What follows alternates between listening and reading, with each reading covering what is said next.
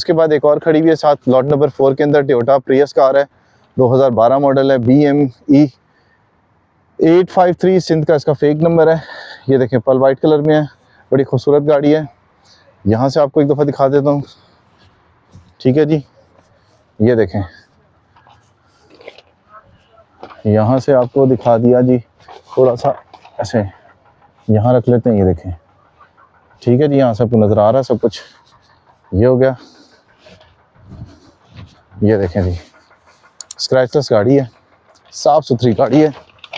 इसे देखते हैं अगर दरवाज़ा खुला हुआ जी, दरवाज़ा इसका। ये देखें अंदर से, ये देखें सब चीज़ें इसकी जैसे लगी हुई वैसी आपको मिलेंगी यहाँ से।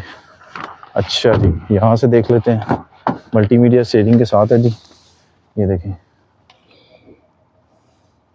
कंसोल वगैरह भी लगा हुआ है, इंटीरियर इसका बड़ा बेहतरीन है। ये देखें EV मॉड पावर, बाकी सब बटन इसके ओके हैं। ये देखें गाड़ियाँ आपको इसलिए मैं दिखा रहा हूँ कि थोड़ा सा अंदाज़ा हो जाता है आपको आने से पहले कि इस बार है क्या यहाँ पर। तो ये है जी Prius car 2012 model white colour में।